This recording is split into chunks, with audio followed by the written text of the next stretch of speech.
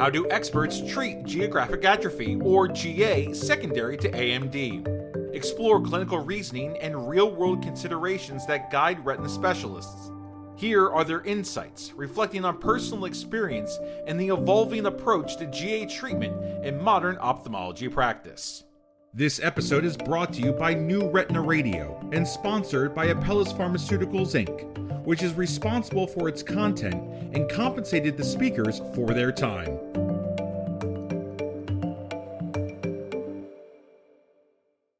Well, welcome back to those who've joined us for previous episodes, and a special welcome to our new listeners. I'm Nemo Patel, an assistant professor of ophthalmology at Harvard Medical School and a vitreoretinal surgeon at the Retina Service at Mass Eye and Ear. I'm also the director of pediatric retina surgery at Boston Children's Hospital. Today, we're going to do a dive into the real-world process of integrating FDA-approved treatments into retinal practice.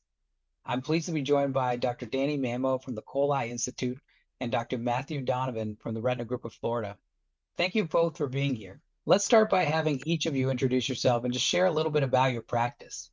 Thanks, Nemo. I'm Danny Mammo, an assistant professor at the Cole Eye Institute Cleveland Clinic, and I focus on vitreoretinal surgery and uveitis. Thanks, Nemo. Good to be here. I'm Matthew Donovan, practicing at the Retina Group of Florida. My specialty is medical retina. Thank you for joining. So let's jump into our first question. When you're thinking about integrating an FDA-approved therapy into routine clinical practice, what are the main factors that come to mind before you make that decision? That's a great question. The first thing I always think about is what every patient's going to think about: safety. That's usually their first question. What's the risk? As I go through the efficacy data, I'm looking to see if the benefits really outweigh the potential side effects and what the overall looks like for the patient. I also consider treatment burden, specifically how often patients need to come in and whether the schedule is really realistic for them. And then there's the team side of it, like making sure staff feel comfortable and that this treatment fits smoothly into our day-to-day clinic. Yeah, that comprehensive approach really makes a lot of sense. Danny, how about your decision-making process? What elements shape your thinking when integrating an FDA-approved treatment into routine practice? Yeah, exactly like Matt said, safety and efficacy are of the utmost importance. The third thing that I'll look at also is the market treatment landscape. Are there other therapies to treat the disease at play? If not, what's the efficacy seen in clinical trials for this particular product? If there are other therapies, I look into how efficacy was measured in those products, what the dosing regimen may be, or any other key differences. That kind of determines whether I'll adopt an FDA-approved therapy. That's a great point. So let's talk about some of those immediate questions you might have with therapies for GA secondary to AMD. Given that we now have FDA-approved treatments available in the retina space, Matt, does anything come to mind for you? Well, Nemo, as we bring the FDA-approved treatments into the practice, it's important to remember that many patients may be unfamiliar with these treatments.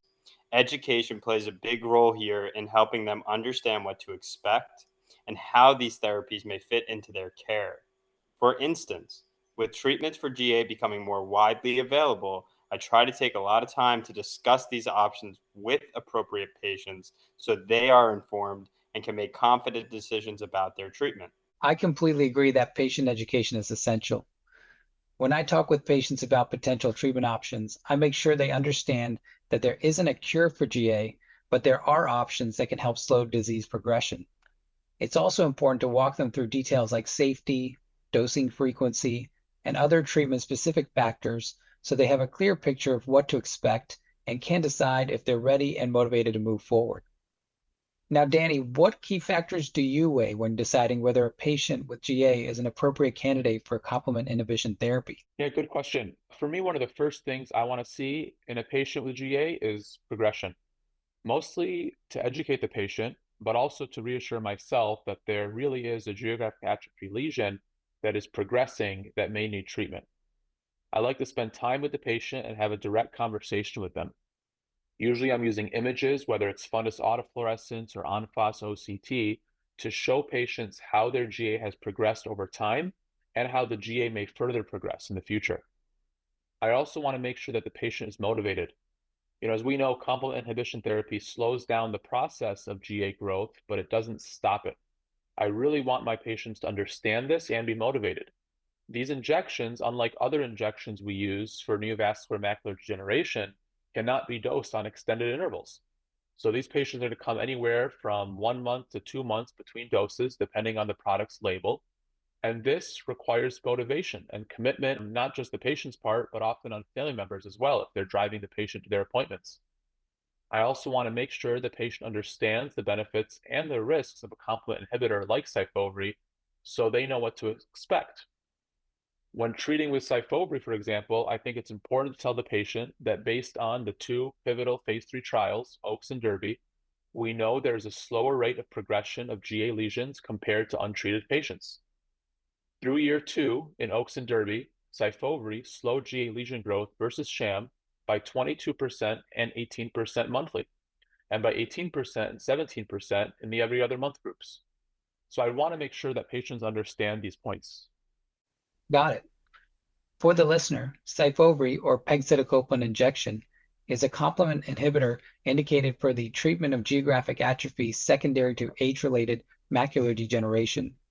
Syfovre is contraindicated in patients with ocular or periocular infections, in patients with active intraocular inflammation, and in patients with hypersensitivity to pegcetacoplan or any of the excipients in Syfovre. Systemic hypersensitivity reactions like anaphylaxis, rash, or urticaria have occurred. The warnings and precautions of Syfovre include endophthalmitis and retinal detachments, retinal vasculitis and/or retinal vascular occlusion, neovascular AMD, intraocular inflammation, and increased intraocular pressure. Please continue listening for additional important and safety information. Be sure to check the link provided for the full prescribing information on this medication. What about from your perspective, Matt? What key factors are you thinking about when considering if a patient with GA secondary to AMD is appropriate for complement inhibitor therapy like Syfovre? Danny brought up so many good points, Nemo. The other part that I try to dive into is the patient's history. First, making sure there's no history of uveitis or inflammatory reactions in the eye considering being treated. I'm now starting to see a lot of people who are getting injections of a different drug for neovascular AMD, which is why it's important to check their previous history with injections. Also, for the first time in my career as an ophthalmologist, I'm focusing a lot more on their medical history. How healthy is the patient? Because there's a big difference between seeing a 75-year-old who recently got diagnosed with something serious like lymphoma and someone else with no other health issues. Is anything else going on in the patient's life that's going to inhibit a long-term treatment like this? As Danny mentioned, you need to prepare patients for what may be a lifelong treatment. Especially with my older patients, I try to make sure they understand what the treatment plan means. I also encourage patients to have a family member or caretaker call me with them to help answer their questions. Sometimes conversations outside of office hours, especially by phone, can go well since families have more time to reflect and ask questions that were not brought up in the clinic. I also talk through life expectancy data, as many patients have more active and fulfilling years left than they may think. It's important to help reframe these priorities for older patients, and slowing GA progression is about the long-term benefits, so it's important to get patients on GA therapy if appropriate. I also tend to follow a similar process, but spread it out over more than one visit in terms of information gathering, patient education, talking to the family, getting their input, then follow up with obtaining approval for medication, and then starting treatment. Now, both of you mentioned measuring the risks and benefits before starting to administer a therapy in your practice. What's your approach with Syfovre? Like I mentioned earlier, for me, safety is number one, especially considering previous instances where new agents were rolled out and caused unexpected side effects. That kind of situation can block progress for patients who really need therapy. So we double down on the safety conversation. I do mention to my patients the most common adverse events reported in 2% or more of patients through 2 years in OAKS and Derby were ocular discomfort, new onset neovascular AMD, vitreous floaters, conjunctival hemorrhage, vitreous detachment, retinal hemorrhage, punctate keratitis, posterior capsule opacification, intraocular inflammation, and increased intraocular pressure.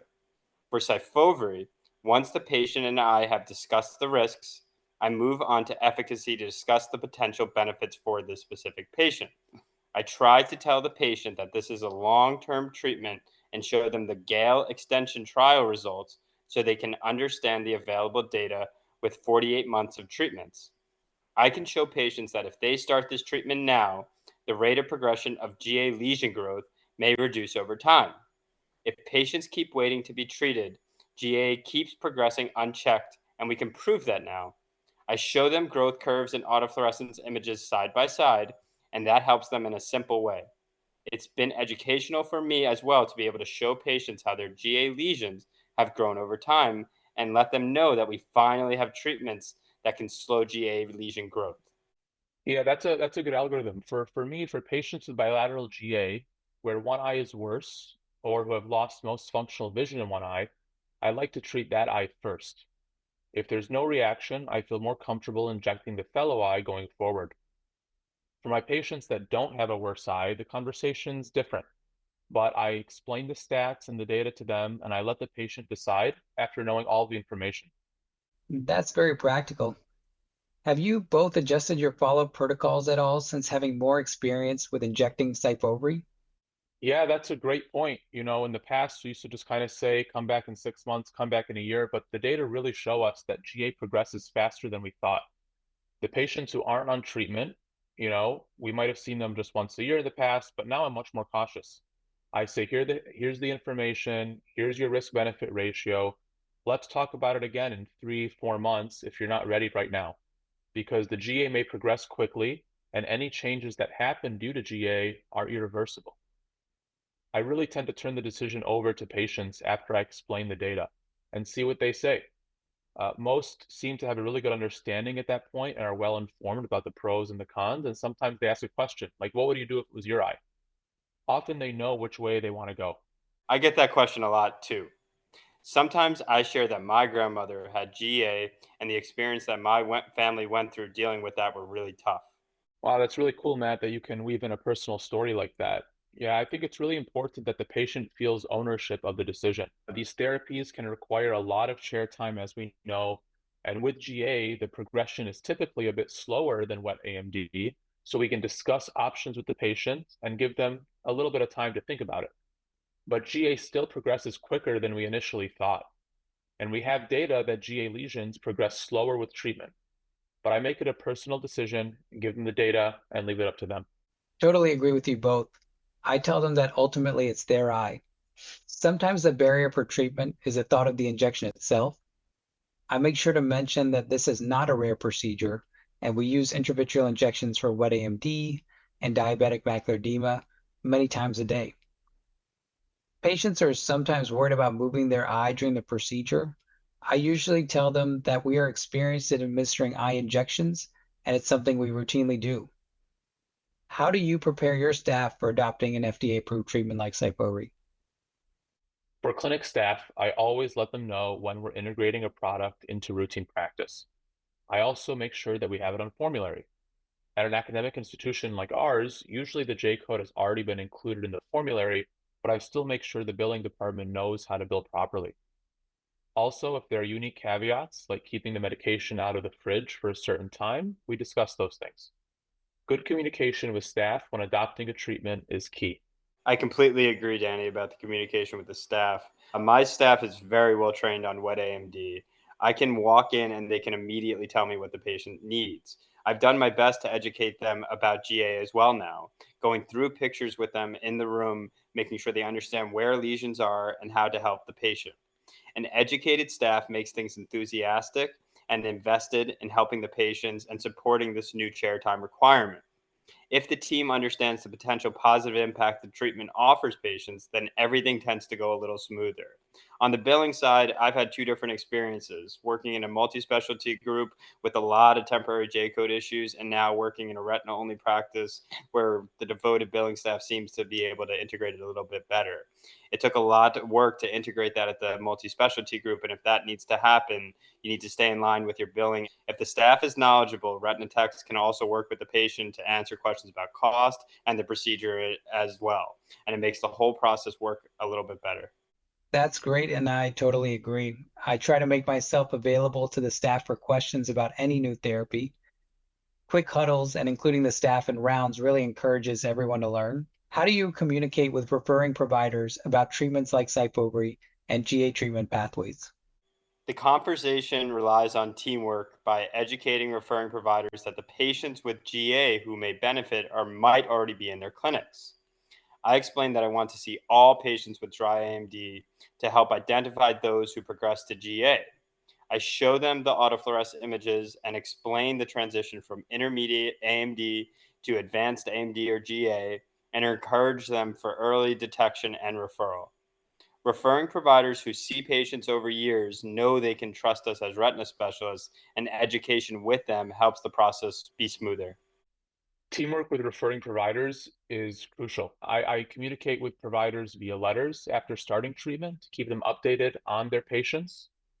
And many providers didn't learn about these treatments in training. So updates really help reinforce the possibility and urgency of treating geographic atrophy.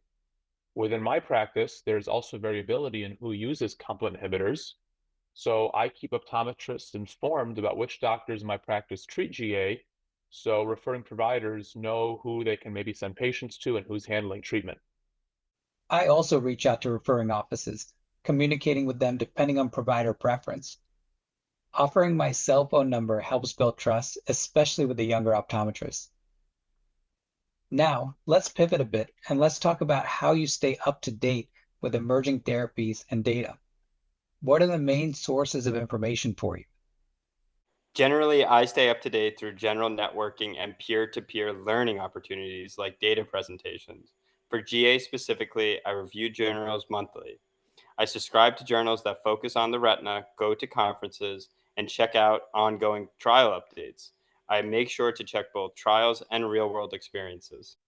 Yeah, I'm pretty similar. I tend to really rely on clinical trial updates. And once the clinical trials are out there, I think networking and peer-to-peer learning is very important.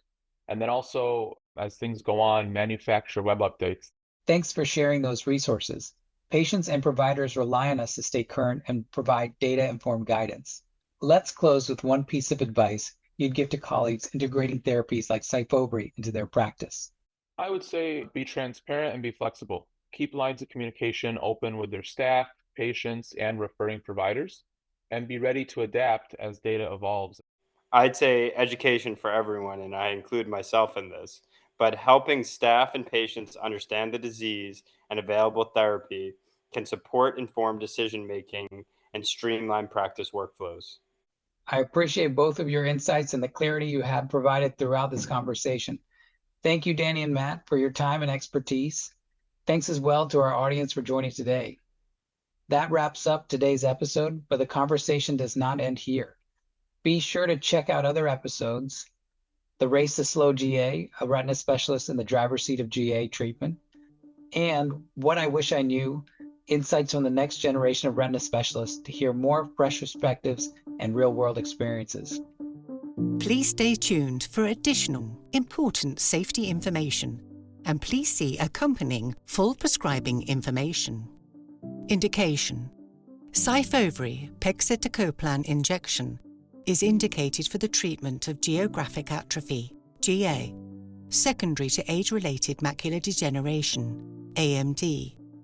Important safety information.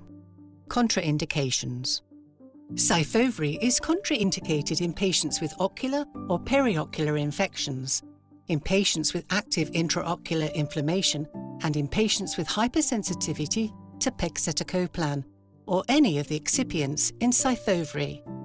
Systemic hypersensitivity reactions, for example, anaphylaxis, rash, urticaria, have occurred. Warnings and precautions. Endophthalmitis and retinal detachments. Intravitreal injections, including those with Syfovre, may be associated with endophthalmitis and retinal detachments. Proper aseptic injection technique must always be used when administering Syfovre to minimize the risk of endophthalmitis. Patients should be instructed to report any symptoms suggestive of endophthalmitis or retinal detachment without delay and should be managed appropriately. Retinal vasculitis and/or retinal vascular occlusion. Retinal vasculitis and/or retinal vascular occlusion, typically in the presence of intraocular inflammation, have been reported with the use of Syfovre. Cases may occur with a first dose of Syfovre and may result in severe vision loss. Discontinue treatment with Syfovre in patients who develop these events. Patients should be instructed to report any change in vision without delay. Neovascular AMD. In clinical trials, use of Syfovre was associated with increased rates of neovascular, wet AMD or choroidal neovascularization, 12% when administered monthly, 7% when administered every other month, and 3% in the control group by month 24. Patients receiving Syfovre should be monitored for signs of neovascular AMD. In case antivascular endothelial growth factor, anti-VEGF, is required, it should be given separately from Syfovre administration. Intraocular inflammation. In clinical trials, use of Syfovre was associated with episodes of intraocular inflammation, including vitritis, vitreal cells, iridocyclitis, uveitis, anterior chamber cells, iritis, and anterior chamber flare. After inflammation resolves, patients may resume treatment with Syfovre. Increased intraocular pressure. Acute increase in IOP may occur within minutes of any intravitreal injection, including with Syfovre. Perfusion of the optic nerve head should be monitored following the injection and managed as needed. Adverse reactions. Most common adverse reactions, incidence greater than or equal to 5%, are ocular discomfort, neovascular age-related macular degeneration, vitreous floaters, conjunctival hemorrhage. Please see accompanying full prescribing information, also available on syfovreecp.com.